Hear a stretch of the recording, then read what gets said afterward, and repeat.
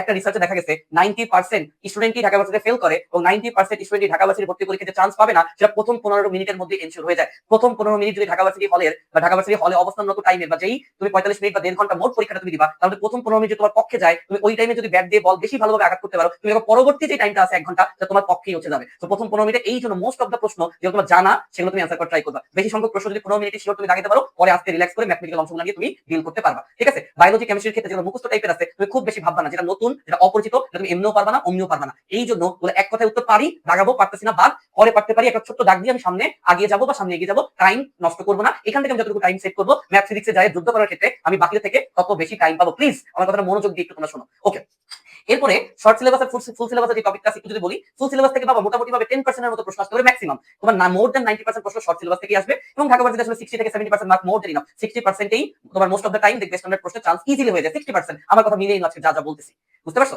ওকে, so এমসিকিউর ক্ষেত্রে আমার যেটা সাজেশন, আমি আরেকবার রিপিট করি, আগে বায়োলজি, তারপর কেমিস্ট্রি, তারপর ফিজিক্স, ম্যাথ, এটা তোমার ইচ্ছা। এবং দাগানোর ক্ষেত্রে ওয়েমার ভার্টার ক্ষেত্রে ভেরি ভেরি কেয়ারফুল, বিকজ তুমি দেখবা প্রত্যেকটা সাবজেক্টের জন্য আলাদা আলাদা কিন্তু কলাম থাকবে। তো তুমি যেই সাবজেক্টের ওই মার্কটা পূরণ করবা, তুমি সেই সাবজেক্টের নিচেই অপশনগুলো দাগাচ্ছ একটু খেয়াল করবা। আর যখন তুমি দাগাবা তখন ক খ গ ঘ না বলে 1 2 3 4 এভাবে বলবা, যে 1 এর 1 2 এর 3, 3 পারতেছি না 4 এর 3, 4 এর 3, প্রশ্ন 4 এর 3 দাগেছি কিনা 4 এর 3, 5 এর 2 5 এর 2, 6 এর 3 6 এর 3। এটা করলে লাইন ব্রেকের যে প্রবলেমটা হয় বায়োলজিতে 2 এর 3 দাগাইতে যে আমি 3 এর 3 দাগাই দিছি, এই প্রবলেমগুলো তোমার হবে না বা লাইন ব্রেকের ঝামেলা তুমি পড়বা না। এভাবে একটা ছন্দের মতো বলবা 1 এর 3 1 এর 3, হ্যাঁ ম্যাথ 1 এর 3 2 এর 3 3 এর 4 5 পারি না 4 এর 2, এইভাবে তুমি ক খ গ ঘ বলা বাদ দিয়ে নিজের মাইন্ডের সাথে নিজে কথা বলবা 1 2 3 4, বুঝছো?